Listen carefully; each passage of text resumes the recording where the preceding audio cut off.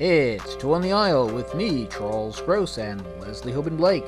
Tonight, reviews of Olympics Uber Alleys, My Old Lady, and an interview with Ciaran O'Reilly of the Irish Rep. Ladies and gentlemen, welcome to Two on the Aisle. And how are you, Leslie? Oh, I'm just fine, Charlie. I recovered from the bicycle fall. Thank you very much. Well, I'm very glad. We'll go into details on that another Some show. other show, yes. First off, we would like to do a shout out to Roma Torre, our fellow critic and New York One anchorwoman. Roma has taken a leave of absence from New York One because she has been diagnosed with stage 2 colon cancer. She is going for treatment. From what we understand, the prognosis is very good, and we wish her a swift and complete recovery. Absolutely. And also, I think Roma would also want us to say, when you hit 50, get yourself examined. It's a very simple procedure, but it could save your life and save you a lot of pain, especially if you have a family history, even if you don't have it done, but especially if you have history, because Roma's family apparently did not. There's a history of it in my family, too, and I desperately want people There isn't in mine, but at 50, now everyone knows that I hit Definitely. 50. Okay. Well, you remember what Katie Couric did. She went ahead and had hers done live on television. Yes. Well, but it's a good thing. You know, we bring these things out in the open, and people really absolutely, respond. and Good that's luck, exactly Roma. what Roma is doing. We wish you well. Speedy recovery. Let's get to our first play. Now, given the vast resurgence of anti-Semitism in Europe, and even in America, where you have the Met Opera Company doing an anti-Semitic opera, I can think of no Which better. opera it is? This is the death of Klinghoffer. Yes, right. And we'll probably be talking about that on the future Two on the Aisle. I can think of no better time for a new Holocaust-related play. Unfortunately, this one, which is called Olympic Uber Allies by Samuel Bernstein, well, for the most part, isn't worth your time. It's a great concept. It is about two Jewish athletes, Marty Glickman and Stan Solar, who were on the U.S. Olympic team in the 1936 Olympics, which took place in Nazi Germany. And because they were Jewish, they were not allowed to compete.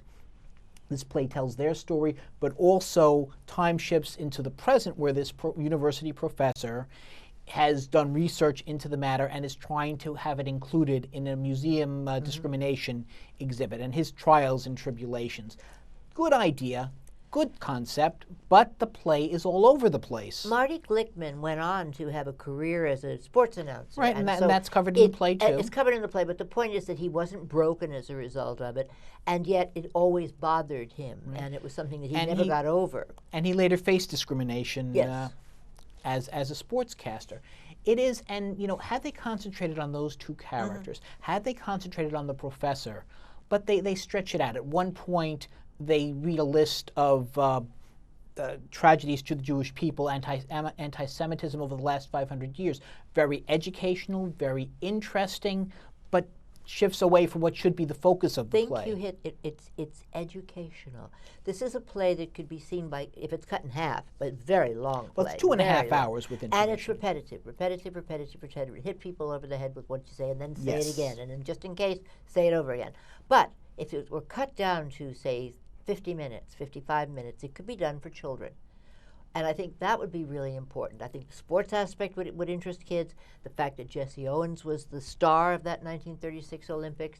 The fact that, that kind of thing, kids like to be able to identify with. And I think I would go a step further. If you had the right dramaturg, if you had the right editor, you could make this play. a play 90 minutes. worthy of off-Broadway, say 90 minutes.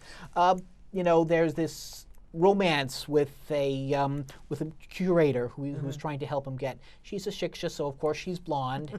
Hashtag Bridget loves Bernie or Howard and Bernadette. Right, I guess Jewish men don't go for non-Jewish women who aren't blonde.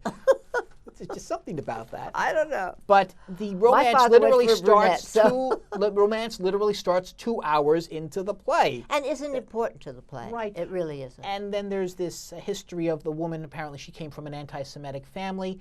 Interesting to mention in passing, but again, took time away from what should have been their prime, which is the Olympics, the two boys/men, and the professors. The rise of anti-Semitism, but the Right. thing is, you said something about it's renaissance in a way. I mean, it's always been there. It isn't. It's not as if it just suddenly burgeoned again. It's been brewing underneath and brewing underneath, and then it explodes but out. now it's coming out. Yeah, I that's mean, what happened. they, for years they've been just saying, no, we're not anti-Semitic, we're anti-Israel, but now it's become full-blown anti-Semitic. And no, it's never gone away. No. But it certainly is come a lot stronger the thing is, recently. it's one thing if you're talking about Germany, but it's in France, and England. So just forget the Middle East where they're chopping people's heads off. I know. It's what a hard Deborah show. Whitfield directed it. I liked her staging. Say her name again. Deborah Whitfield. Okay, I just want to make sure I was talking. Liked her staging. Right. Good cast. Most of them play multiple roles, and the fact that you can follow who's doing what for the most part, I think, is a tribute both to the actors and to the staging. I did have trouble with that. It's necessary. I understand. I liked Amy Handra as the curator. The Professor Tim Dowd. The professor is very obnoxious, and the character is more disappointingly, he's a little two-dimensional. So that's something that would have to be. He's there to tell to make sure that you don't forget what he's talking about. Yeah, and so he's also repeating everything. You'd probably fall asleep if you were in one of his classes. I managed to stay awake, but it bothered me that I stayed awake. I'll be honest with you. I don't mean to jump all over it that way, but it jumped all over us. So it did. I don't see why. So a little more subtly, cut the play by at least 30 minutes. Current production, 2 playbills. 2 playbills? Well, you're being kind. I won it really. It was a giant bore, honestly. It really was. And I don't think that's fair. I don't think it's fair because it is such an interesting subject. And then just mush it all up is I saw a play about Hannah Stenish that was not very good, and I said Hannah Stenish deserves a better play. Exactly. And then a couple of years later, there was a better play, right? So either there will be a better play about this, I hope, or we'll see a better version of this play. Well, this is interesting. If I may segue, by all means, into the play My Old Lady, which was made by Israel Horovitz, the playwright, from a Broadway, an off-Broadway production, I believe it was, to a beautiful film, which she's also directing. Which is very unusual for a playwright to direct a film. No, it's become more usual. It just happened a couple of times. Oh, please, I'm not going to be able to remember who it was. But it just happened twice or 3 times in the last couple of years. Anyway. About the film. About the film. The film stars Kevin Kline, who's having a real renaissance himself. Yeah, he's also playing Errol Flynn in another movie called The Last Robin Hood. And Maggie Smith, who I would go to see do anything across the street. I don't care. She's so wonderful. And then the lovely Kristen Scott Thomas, who there's a love interest between Kevin Kline. And they're the 3 major characters. But the 4th character is Paris. Yes. And this is what they didn't. There was an article in the Times that Israel Horovitz talks about, and he said that's what I didn't have in the play. He does a beautiful job of opening it up. Oh, lovely. I have never seen Kevin Kline so subtle or Maggie Smith so subdued. Very briefly, Kevin Kline is a down-on-his-luck man. He has inherited this huge Paris apartment, which is worth a fortune, but due to the arrangement, as long as Maggie Smith is alive, she not only gets to live in it, but he has to pay her. It's called a viager, and it sounds horrible. I'm so glad we don't have it here. You have to pay a certain amount. It's kind of like a reverse mortgage when you think about it. Well, yeah, but so she's 92, and she looks like she's going to go to 105. Going strong. Yeah, we're going strong, right? My feeling on this was that it was enjoyable. It's directed like a European movie. Unfortunately, that means it moves a little too slow, and it goes on a little too long. Maybe. I would give it about 3 playbills. I would certainly give it 3.5. I enjoyed it enormously, and just to get to see all those Parisian streets, and you really got a sense of Paris from it. And he was getting the same thing. He was opening up, and Paris was, sort of seducing him. It was wonderful. Absolutely, wonderful. Absolutely. Paris is definitely the 4th character. And the actors were really. I mean, kudos to Israel Horovitz for the direction of this film. And now we have the Irish section of our show. Yes, and well, here I go again. And you can't tell, but this actually behind us is a green background. Yeah, we won't take it down because we'll look as if we're dying, but it is a green background. It's called a green screen. Yes. This is the 7th Origins Irish first Irish. Now, it's so complicated. They did, last year there was the 6th. I was a judge in that one. And what happens is George Heslin has put this together. He is the artistic director of this whole thing, of the Irish Origins itself. And Charlie and I went to a party, which is very nice. They invited us to the launch party. And it runs from September 3rd to September 29th at a bunch of different theaters all over town. It's like a fringe festival of just Irish plays. And we're going to have a guest in a few minutes who'll be talking about this and what he's doing in it.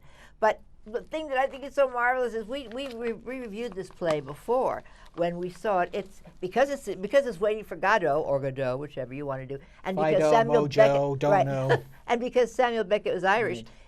Waiting for Godot in Yiddish is Waiting making for a Godot comeback. in Yiddish. Yiddish, let me tell you, is the perfect language for Godot because Godot is all fetching, and Yiddish is a perfect language for that. Leslie and I did have reservations about this production, but I will say one thing, it is unique.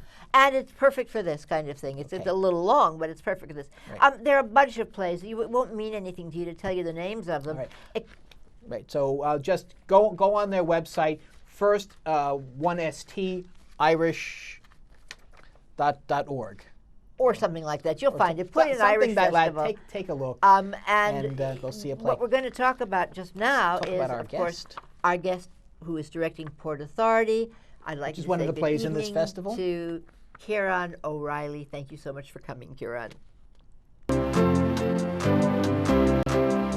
We have someone with us who probably represents the longest running Irish theater in New York, the Irish Repertory Theater. And he is also appearing in the Irish Origins Festival this year with Port Authority, the play by Conor McPherson that was done a couple of years ago with Brian D'Arcy James. But this is Ciaran O'Reilly, who has won so many awards, and his theater has won so many awards. He and Charlotte Moore run the Irish Repertory Theater and have done since 1988. And we're proud to have you here. We've been trying to get you both here, and of course, this was it tonight. It was you, and I'm sorry that we don't have Charlotte as well. She's really sorry not to be here. I can imagine. Well, now explain to us what's going on with the theater, because something is happening. We're at a very crucial time in the theater. We're just about to close down and leave the space, our beloved space on 22nd Street, as we start a big renovation in this space that's going to go for over 18 months. Wow. So it's a big deal for us. So we have to actually move out of our space, and we're moving into the Darrell Roth 2 Theatre in Union Square for the duration of the time that we're away. We'll be putting on an entire season of plays there, starting with Port Authority. And you're opening with Port Authority, which you're directing. Which I'm directing, yes. And is it because you know Darrell well, or you just struck a good deal, or how did that work? Well, I don't know Darrell well, though I've met her, and she's an absolutely lovely woman. And but no, they gave us a good deal, and we're just very proud to be over there. We say we're greening the square over on Union Square. Oh, interesting. Well, they love it. They love the green, and especially in the outdoor market. Yes. Absolutely, yes. No, make your way through the potatoes right into Union Square. Dear. We're going to do those kind of Irish jokes, not really.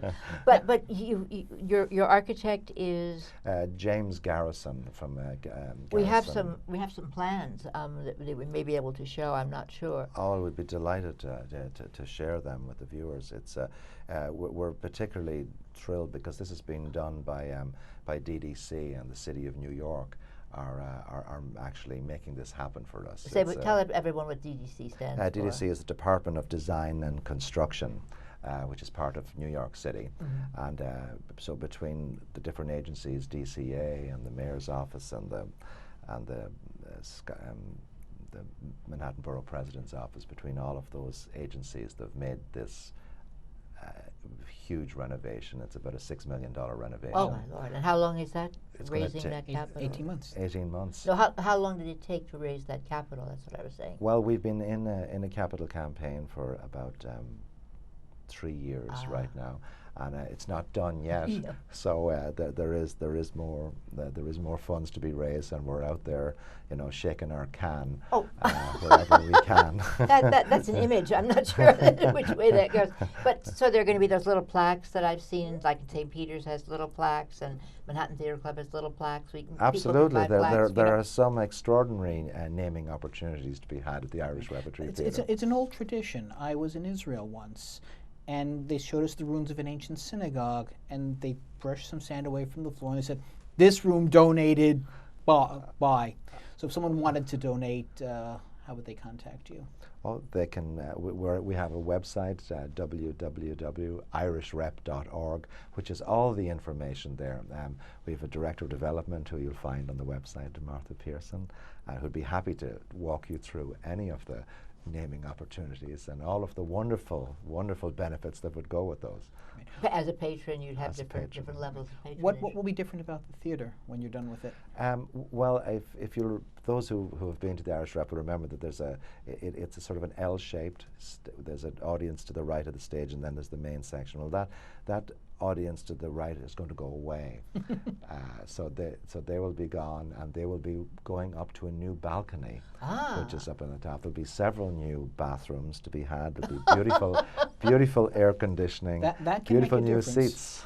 For those who've been there, the bathroom line, it was always the size of the intermission was the size of the line outside the bathroom. It was indeed. I'm delighted to hear about that. Yes, yeah. I knew a critic once. He had a seat-to-bathroom ratio of every theatre. Yes. So what's the new season going to be at DR2 this year? So this year we're doing, as we mentioned, Port Authority by Conor McPherson, which was done, I think, about 7 years ago by the Atlantic Theatre, and very well. But it was a short run, and there are many people who love this play, including myself. So we're delighted to do it. We're doing the New York premiere of a musical called a Christmas Memory, which is based on the Truman Capote story, and Larry Grossman did the music, and it's Charlotte Moore is directing. Charlotte does the musicals very well, yes. and we're bringing back a production of Da, which hasn't been seen in New York since we did it last, which was about, my gosh, that was almost 18 years ago since we did it, and so that's what we know so far. Normally we don't announce huge seasons, but this is, that we've actually announced 3 shows in a row is huge for us. Well, you I'm sorry, go ahead. Now, you're the producing director, and Yes. Charlotte Moore is the artistic director. The artistic director, yes. How does that work out? It doesn't. No, we sit down and we just share duties pretty much. I mean, they're titles, but Charlotte does everything and I do everything, and our staff does everything. It's everybody just gets in there. But we choose the plays together. I don't think we've ever done a play that one of us has hated. If one of us hated, we just generally don't do it. And you choose them not just because they're written by Irishmen or anything, or Irish women. They have an Irish theme. Explain what you use as a criteria. Our mission is to be Irish and Irish American and other cultures that's in there. So it's very broad in that way. But generally, it pertains to Ireland in some way. It can be people who have just heard of Ireland, but it's generally, we have such a rich culture in theatre that we could go on for the next 500 years and we still wouldn't have done half of the plays from there. So but theoretically, we could see a play, say, by Simon O'Neill there. Absolutely, or Neil O'Simon. Oh, yes.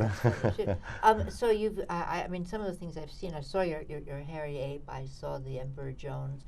So you've done a lot of O'Neill. And then we did Beyond the Horizon as well, and then several musicals based on O'Neill's. Take Me Along was based on Our Wilderness. Was Jackie Gleason in the original? Yeah. Yes, he was. And New Girl in Town was based on Anna Christie. Yeah. So we've had quite an O'Neill festival there, and we love him. I mean, he defines the Irish American playwright. It's always been a hard, difficult thing to find the person who's writing the Irish American story, and certainly O'Neill And you've done There Long was a Day's body of Journey work. as well. And we've so, done Long you know, Day's Journey, the yes. flip side. With Brian Murray and Francis Sternhagen. Indeed. Yeah. Both Francis Sternhagen and Brian Murray are quite the staples of that theatre here. They've yes. done several things for you. Yeah. Yeah. The thing I wanted to say or ask was, it's gone. I've forgotten what it was now. Sorry. If I don't interrupt, I forget what I'm going to ask. Okay, well, then I'll just stick in. I was curious. I know you've done the works of Shaw quite often. Yes, indeed. Do you have a particular one that that just stands out for you, Of, or one that you would like to do? of Shaw's? Mm-hmm. I've always loved Heartbreak House. We did a lovely co-production with David Staller, where we did Man and Superman in its entirety, which is highly unusual because like 5 hours. Well, Mr. Staller did a few little judicious editing there that brought it down to I think about 3 hours actually, but and included though the absolute the bones and the meat of the show. It was a terrific production. We should say that David is doing all the works of Shaw from whatever time he can get them to, whatever time he can get them to. Absolutely, I think he's already managed to do it. At least in his readings, it's a and terrific. you've had David in your shows as well. We've had I saw him David. in We're Gaslight. My God, that was yes, amazing. indeed. David was in that. He was in The Streets in New York. He was in Finion's Rainbow. He was. That was a role that Charlotte wrote for him, wasn't it? He was the yes, narrator. he was the There is no such narrator. character. Right. Yeah. In Finian's. What? Finion's Rainbow, yes. But the thing is, I remember David when he was a cabaret performer. So I remember him way before this was a whole thing. I knew nothing about this. Yeah. And when he went into it, I thought, what a brilliant idea, and he's so good at it. He's a terrific. That's what I wanted to ask you. The thing for me is, you direct and you act. Have you always done both? Yes. Yes. Because I started out as an actor, and when absolutely nobody would hire me, that's when we started the theatre company. So you'd be surprised how many theatre companies get started that way. Exactly. Well, yeah, it's the thing that sustains you, because it's your absolute love of something. So, because you do so much dirge to try to get to the things. There's so much crap that you have to do to keep a theatre going. Excuse my bluntness on that, but it is. There's so much drudgery. And so to get those, minutes in the lights, so it's what sustains a person. Well, has the situation changed since you began? Obviously, you're more established now, but do you find a difference in the theatre community in the city itself? Well, I would never have believed 26 years ago that we would still be around. That we thought, well, we'll do a few shows and some people will come. And then it'll be a lovely experience for that, and then we'll move on in some other part of. But no, as each year passes, and it does not feel to diminish. It feels to grow, and it feels that people really, really do want to come and have a shared experience, live experience in the theatre. With so much competition with all the different devices that one lives off these days, that it's people just forget what the pleasure of sitting down in front of on a stage and somebody tells a story. I mean, it's pure and it's beautiful, and I think as long as people are alive, they're going to want to do it. True. Well, the other thing I was going to say was, you have won so many awards. You personally have won directing awards. Charlotte has been nominated several times for the Callaway Award, which I'm involved with, so I know very much about that. You've gotten a Drama Desk Award for the theatre. You've gotten an Obie. You've gotten the Outer Critics Circle Awards. I mean, they just keep piling up, don't they? You're running out of awards to get. We have no more shelves. No, we're really, really honoured by it. Well, so I think people. So when I was trying to build on what Charlie had said, when you started, that wasn't happening, right? Absolutely not. I mean, when we started, it was my Charlotte and myself, and we used to have to make up names of staff to pretend that we had a much larger organisation. We'd do accents on the phone when people come to make it seem like there were other people there. Are you looking for Mr. O'Reilly? Could you have for one moment? He'll be right with you. Hello. Well, I can't remember a night that I'd gone that Charlotte hasn't been there, either in the box office or hanging around. But I mean, she's there. She is. She's. I just want to get back to directing versus acting. Now, when you act, obviously, it's a small part of the production. When you're the director, you have to look at the whole thing. Is it hard after you've directed a show to go back to acting and just do a small aspect? No, it's not. It's a kind of a pleasure, you know, and you just concentrate on your own thing. And particularly, I've gone outside of the Irish Rep and I've acted outside. I did a show at the Roundabout Theatre, A Touch of the Poet with Gabriel Byrne, and I had such a great time on that, because I was just able to sit back and relax and be a whiny actor backstage, you know, and said, oh my God, where's my water? Isn't the air conditioning a little cold for everybody here? It was such fun. In other words, the type of actor that you you probably wouldn't tolerate at your theatre. No, exactly. Well, but this with the directing, absolutely. You know, when you act in the thing, I have such a respect for the directors. That you just have to concentrate on your own. Who was the director on your Touch of the Poet? I don't know. Doug Hughes. It was Doug Hughes. Doug Hughes. The wonderful Doug Hughes. Yeah. Second generation, third generation, possibly. I don't even know. Theater. Yeah, I don't know. I don't know if Barney's. I think Doug. Now there's a lovely, well-respected, wonderful Irish actor in your Port Authority. Tell us who's in your cast. Well, we've Peter Maloney, who's a terrifically wonderful just came off a Broadway show himself. He did Outside Mullingar at the directed by Doug Hughes, and we've got Billy Carter, who was in The Weir. He played the bartender in The Weir, and we've got James Russell, who was in Freedom of the City, and also in Juno and the Peacock. Oh, what did he play in Juno? He was Mr. Bentham. Mr. Bentham was sort of the sleazy guy who took the money. Yeah. Got him now. Yes, all right. Yeah. Well, this has been wonderful. I can't thank you enough for coming, and I'm going to be there at Port Authority. You know, I was a judge last year in the Origins Festival, not this year, but they told me that you only be a judge 1 year at a time. I'm going to see if I can get in again next year, because it's a fun thing to do. But I wish you well. Yeah, you are in the competition as well. Yes, I am. So Yes, we'll see how that goes. And an exciting season, and a renovated theater, so things are really happening for you guys. They certainly are, yeah. And we'll still be here. We'll be on the aisle watching your shows and reviewing them. Well, this is what we do. We love seeing what you do. Well, thank you so much. It's been a real pleasure to be here. And for us too. We wish that Charlotte could have been here, but she's here in spirit, and we know that we have something of hers to show. She is. Thank you again. Thank you. I'm so glad he was able to come. I've wanted him here for so long. Yes. It's been a pleasure. Has to be one of the most exciting times for the Irish. Well, 26 years they've been doing right? it. My God. So they're building a new theater, and when it's finished, look for us too there on the aisle. Talk. On the aisle. On the aisle.